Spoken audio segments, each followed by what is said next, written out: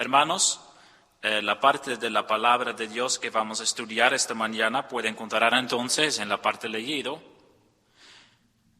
Primera de Corintios, capítulo 15. Primera de Corintios, capítulo 15.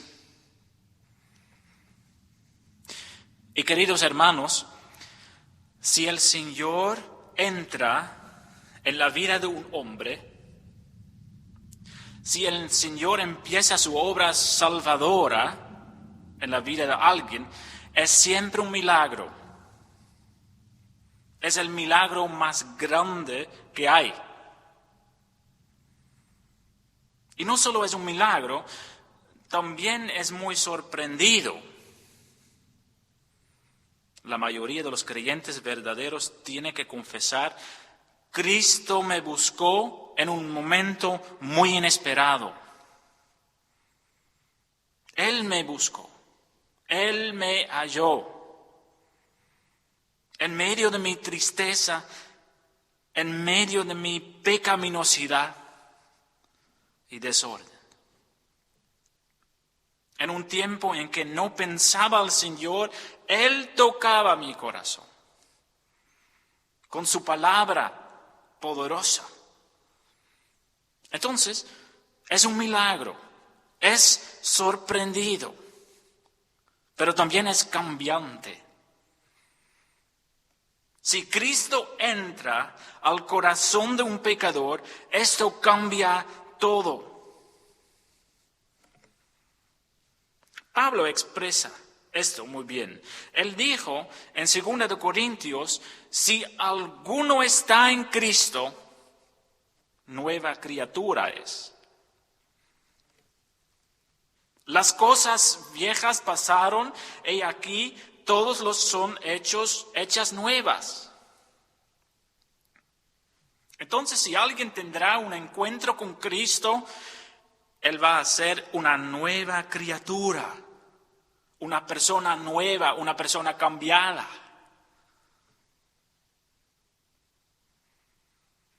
Entonces, si el Señor empieza su obra en la vida de alguien, es un milagro. Es sorprendido y es cambiante. Pero también, hermanos, y más importante aún, es inmerecido. No hay ningún creyente que podría decir: yo merezco la salvación. No hay ningún creyente que podría decir: mi salvación fue un resultado de mi voluntad. La iniciativa de salvar a alguien de sus pecados, hermanos, siempre viene de Dios, no de nosotros. Pablo dice en la parte que hemos leído, el versículo 10, por la gracia de Dios soy lo que soy.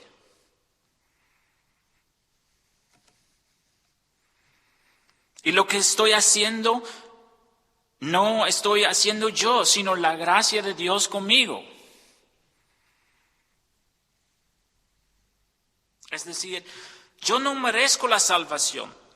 Lo que yo merezco es ser un enemigo de Dios para siempre. Lo que yo merezco es perdición eterna.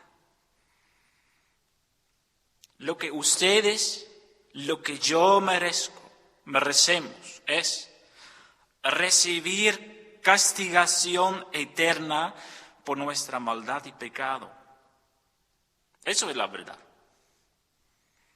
Entonces, qué milagro, hermanos, si usted puede decir con Pablo: lo que soy es por la gracia de Dios. Entonces, si Dios empieza su obra salvadora en la vida de un pecador, eso siempre es un milagro. Es inesperado, es cambiante y es inmerecido. Y la pregunta en que tenemos que reflexionar en esta mañana es: ¿reconocemos esto en nuestra vida espiritual? Jesús empezó su obra salvadora. Reconocemos la obra milagrosa, inesperada, inmerecida en mi vida. ¿O todavía vivimos sin Cristo? Esto vamos a profundizar en la parte de la palabra que estudiamos hoy.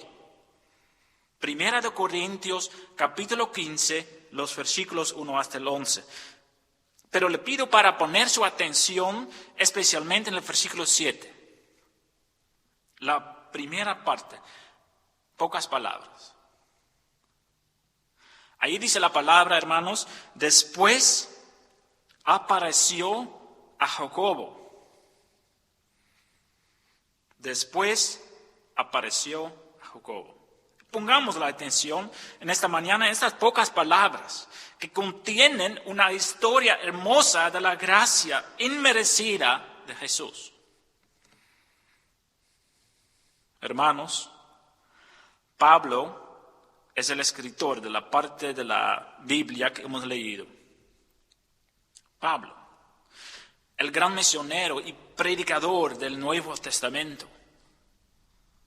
Y en este capítulo, él explica que Jesús resucitó de los muertos. Y Pablo explica que Jesús resucitó verdaderamente. Eso hemos recordado recién, hermanos. Jesús resucitó. Fue necesario que Pablo va a explicar estas cosas. ¿Por qué? Porque habían personas que no creían en la resurrección de Jesús. Por eso Pablo escribió este capítulo hermoso, en que muestra la gloria de Cristo en su resurrección y en que explica también lo que es el contenido del Evangelio. Mira lo que dice Pablo en este capítulo. El Evangelio verdadero es lo que yo les prediqué, dice Pablo. En el versículo 3 y 4 leemos el contenido del Evangelio. Es importante saber esto. ¿Qué es el Evangelio? Pablo dice, el Evangelio es esto, que Cristo murió por nuestros pecados conforme a las Escrituras, conforme a lo que dice la Biblia, y que fue sepultado y que resucitó al tercer día, conforme a las Escrituras. Hermanos, el mensaje principal de la Biblia puede resumir en pocas palabras. El mensaje principal que llamamos el Evangelio es este mensaje. Cristo murió por los pecados, Cristo fue sepultado y Él resucitó. ¿Y qué dice la Escritura, hermanos? La Biblia, hermanos, dice, todos que creen esto con todo corazón reciben la vida eterna. Y todos que rehúsan, que rechazan esto, serán condenados a la muerte eterna, que es el infierno. Tal vez diga, ¿es tan simple? Sí, es tan simple. Pablo dice en el versículo 2, si retenéis la palabra que os he predicado, sois salvos. En mis palabras, los que creen y retienen la palabra predicada, el Evangelio, son salvos. Pero hermanos, hay algo importante que tenemos que tomar en cuenta. Porque hay muchos cristianos, hay mucho cristianismo superficial que dice fácilmente, bueno, yo creo que Jesús murió, yo creo que Jesús resucitó, entonces soy salvo. Pero lamentablemente, hermanos, hay muchos cristianos que dicen esto, pero que no muestran en su vida que esto es verdad. Para muchos es una conclusión de su mente, nada más. Es algo que no afecta su vida diaria. La verdad del Evangelio nunca ha cambiado su vida. Para ellos no es un milagro. No es algo inmerecido. Nunca tocó el corazón. Pablo dice, si alguno está en Cristo, nueva criatura es. Es decir, si alguien cree realmente el Evangelio, él va a ser una persona diferente. Entonces, si usted dice, yo creo el Evangelio, yo creo este mensaje, yo le pregunto, ¿cómo cambió esta verdad su vida? ¿Cómo cambió esa verdad mi vida? Hay una persona, hermanos, que experimentó este cambio muy claramente, Jacobo. Pablo dice a esas personas que dudan acerca de la resurrección de Cristo, Jesús resucitó verdaderamente. Hay muchas pruebas, hay muchas personas, dice Pablo, que tenían un encuentro con él. Y uno de ellos es Jacobo. Después apareció a Jacobo. Eso dice la parte que hemos leído juntos. ¿Quién era este Jacobo? Es importante para saber. Hermanos, encontramos a varias personas en la Biblia con este nombre. En el Nuevo Testamento hay 2 apóstoles, por ejemplo, que tenían este nombre, 2 discípulos de Jesús.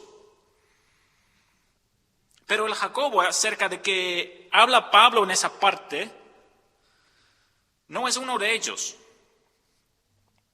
El Jacobo de esta parte conocemos también por su nombre Santiago. Y este Santiago escribió también un libro de la Biblia, sí, el libro Santiago. Hermanos, este Santiago, ¿quién era? Este Santiago, hermanos, era un hermano de Jesús, un hermano de sangre, o mejor dicho, un medio hermano. Jesús y Santiago tenían la misma madre. Y los niños aún saben, la madre de Jesús, ¿quién era? María, ¿verdad? Entonces la madre de este Santiago, de este Jacobo, también era María. La misma María. Pero los dos no tenían el mismo padre. El padre de Jacobo se llama José. Pero el padre de Jesucristo, ¿quién es el padre de Jesucristo? No es José. El padre de Jesucristo, niños, ustedes saben también, es el Señor mismo, Dios. José era el padre adoptivo de Jesús en la tierra. Jesús entonces tenía hermanos o medios hermanos. En Mateo 13, por ejemplo, leemos los nombres de los medios hermanos de Jesús. Ahí dice la gente que escucha a Jesús, a sus predicaciones, ellos dicen, ¿no es este el hijo del carpintero, José? Y no se llama su madre María, y sus hermanos Jacobo, José, Simón y Judas. 4 hermanos. Y tal vez diga usted, ¿qué tan especial debería ser tener a Jesús como hermano, verdad? Pero lamentablemente eso no fue así para Jacobo. Ellos crecieron juntos en Nazaret, Jesús y Jacobo. Ayudaron juntos al carpintero José en el taller. Jugaron juntos. en la casa y en la calle. Pero al momento en que Jesús empezaba a mostrar que Él era el Mesías, el Hijo de Dios, el Salvador del mundo, por medio de sus predicaciones y por medio de sus milagros, ahí Jacobo empezaba a odiar a su hermano, a Cristo. Empezó a menospreciar a Jesús. No quería saber nada de su hermano. Él no estaba de acuerdo con Jesús. No era un seguidor de Jesús. No creía. Eso leemos literalmente, hermanos, en la Biblia. Juan 7, versículo 5. Ahí dice la palabra, porque ni aun sus hermanos creían en él. Sus hermanos, incluso Jacobo, oían sus predicaciones, veían sus milagros, pero no creían en él. Ahora es tiempo para reflexionar un momento y pensar en la advertencia que hay en esta historia, hermanos. Aparentemente, es posible crecer con Jesús sin creer en Él. Aparentemente es posible ser parte de su familia sin ser parte de Cristo. Aparentemente es posible ser parte de su iglesia sin ser parte de Cristo, sin pertenecer a Cristo. Por medio de su profesión de fe, tal vez. Por medio de participar en la Santa Cena. Puede decir que pertenece a la iglesia, pero ¿pertenece a Cristo también? Sus hermanos, creían en su existencia, porque habían crecido con Él.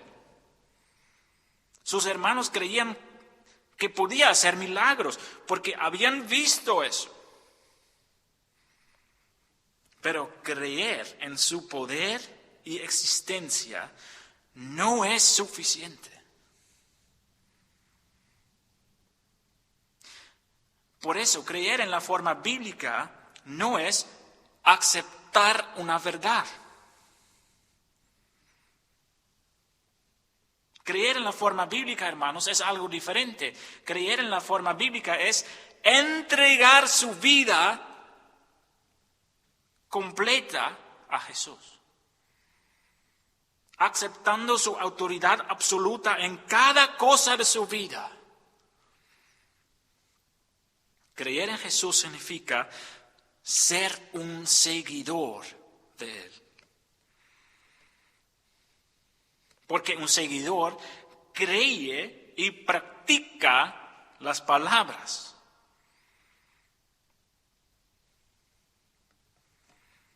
¿Ya ha entregado su vida a Jesús? Tal vez diga usted, no, nunca he hecho eso. ¿Cómo puedo hacerlo? Hermanos, si realmente tiene el deseo de hacerlo, si realmente siente su pecaminosidad, si realmente necesita ser salvado de sus pecados, le invito a buscar un lugar tranquilo para estar a solas con Dios. Y tiene que orar, diciendo, oh Señor amado, todavía vivo sin ti, te ruego, entra en mi vida. Te ruego, empieza su obra salvadora en mi corazón. Te ruego, cambie mi vida.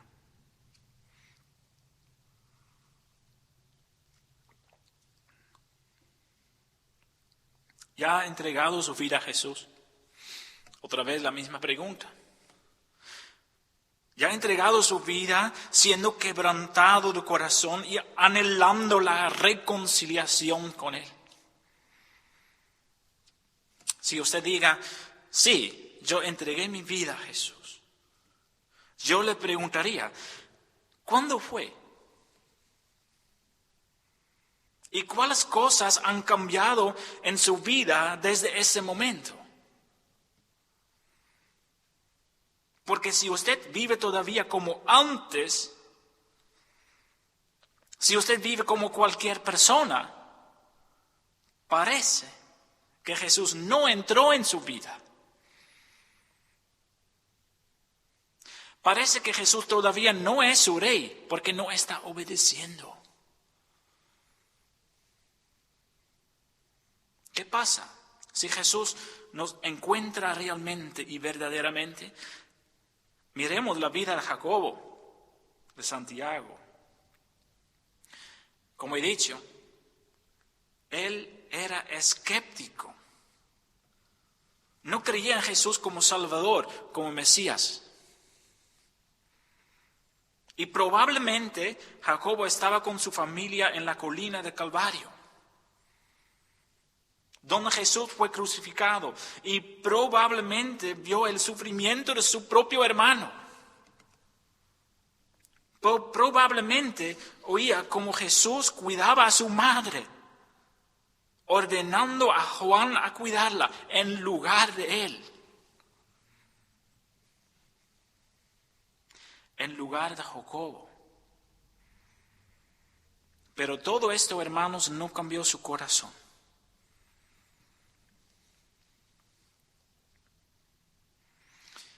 ¿Cómo entonces cambió la vida de Jacobo? ¿Cómo cambió Jacobo de un incrédulo a un creyente? Eso podemos leer en la parte que hemos leído juntos. Versículo 7 lo dice. La primera parte. Leemos un testimonio simple, claro y en pocas palabras. Después, dice la palabra, apareció a Jacobo.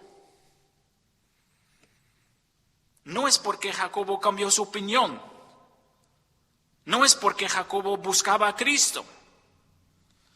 Su corazón quedó duro y él perseveró en su incredulidad hasta ese momento. Hasta el momento en que Jesús resucitado, en un momento muy inesperado, apareció.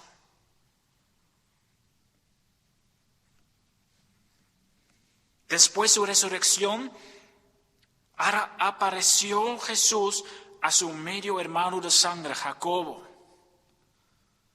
que siempre ha estado en contra de él, que nunca tenía el deseo de adorar y servir a Cristo. Y este encuentro de Cristo y su hermano Jacobo, no sabemos nada de esto, porque la palabra no nos cuenta. Pero podemos imaginar lo que pasaba, hermanos. Ahí Jacobo tenía que inclinar. Tenía que reconocer a Jesús como su Rey y Salvador. Tenía que confesar su incredulidad, su enemistad, su rechazo. Y Jesús, qué milagro, hermanos. No le condenó. No le rechazó. No le dijo, ya no le acepto. Ya no le quiero. No, hermanos. El amado Salvador, lleno de piedad y misericordia, buscaba a su hermano de sangre a salvarlo. Con sus brazos bien abiertos, aceptó a Jacobo. El encuentro de Jesús y Jacobo era un encuentro milagroso, un encuentro inesperado y además un encuentro inmerecido. Ahora, mis hermanos, mi pregunta otra vez, ¿ya tenía un encuentro con este Jesús? Un encuentro espiritual, por supuesto, porque no puede tener un encuentro físico con el Señor. Él está en el cielo con su cuerpo, hermano, humano. Ya sabe en su vida de un encuentro milagroso y inmerecido entre usted y Jesús. Si sabe de esto, no hay duda de que esto afecta toda su vida. Que toda su actitud refleja algo de este encuentro. Como Moisés, hermanos, recuerda esta historia de Moisés, que subió del monte Sinaí para tener un encuentro con Dios. Y a su regreso, el pueblo no podía ver el rostro de Moisés. ¿Por qué? Porque su rostro estaba reflejando algo de la gloria de Dios.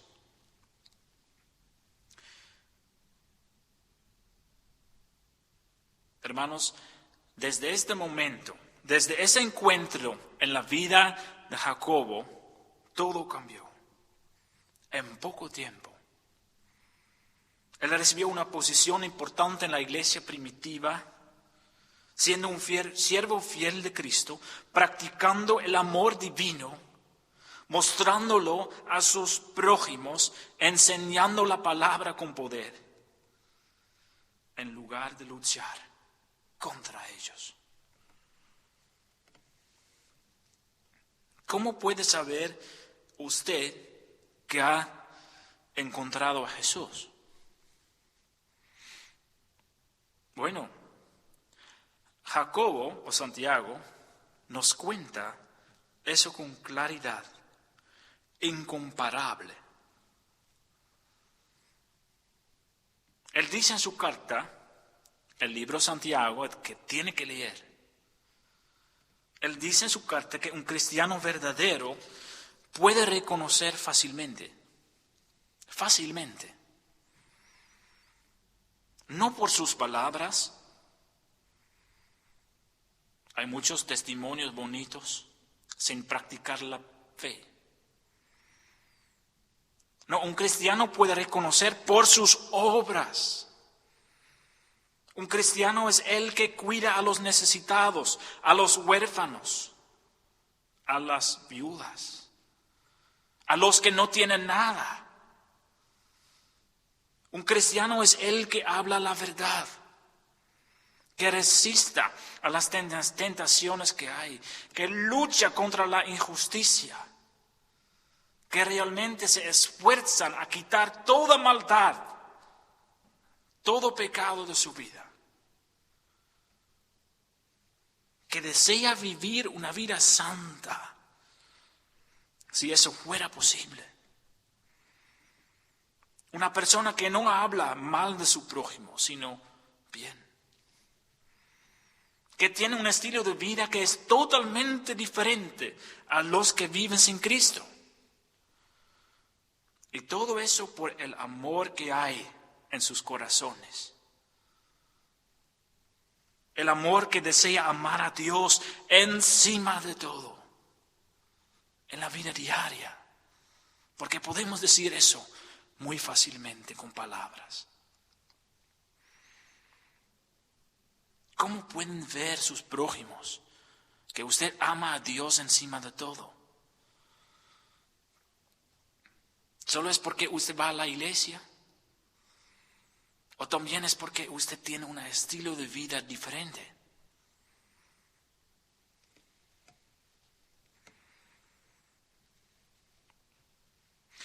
Un amor que desea amar a sus prójimos. Este amor, hermanos, es tan dulce, tan hermoso. Este amor es tan profundo y tan satisfactorio que no hay nada en el mundo que puede comparar con este amor. Este amor no es mundial, no es terrenal. Este amor no viene de nosotros. Este amor viene de Dios. Hermanos, Que nuestra oración sea siempre: lléname con tu amor. Vamos a terminar este estudio, esta predicación. Tal vez tiene que decir al fin de esta predicación, y puede ser que una vez tenía un encuentro así. Pero ahora parece que todo en mi vida, tal vez dice, está muerto otra vez. Tiene que decir: no produzco frutos, no siento ese amor divino en mi corazón, no tengo fuerza para luchar contra la maldad, contra los pecados en mi vida. Parece que soy y que vivo como cualquiera, que todo está seca, infructuosa. Hermanos, si su vida está así, si la situación es así, tengo que aconsejarle: no pierde la esperanza, porque Dios es fiel. ¿Qué tiene que hacer? ¿Esperar? No. Lo que tiene que hacer, hermanos, es regresar, arrepentir. Regresar a Cristo, porque los encuentros con Él, y eso es importante para saber para todos nosotros, los encuentros con Él no solo necesitamos una vez. Tenemos que encontrar a Cristo cada día. Un día sin Cristo es un día perdido. Cada día entonces tenemos que ver la gloria de Cristo, su rostro en su palabra, su rostro en las oraciones. Cada día tenemos que ver la gloria de Cristo para poder reflejar su gloria. Para poder ser diferente, para poder ser una nueva creación, para ser llenado con su amor. Y por eso tiene que arrodillar, hermanos, ante Dios, todos nosotros, porque no hay nadie que es perfecto en esto. Rogando en oración por su presencia, confesando su debilidad, confesando su pecaminosidad. Porque Dios nos promete en su palabra, hermanos, que tendrá misericordia con cada uno que entrega sinceramente su vida a Él, por primera vez u otra vez. Amén.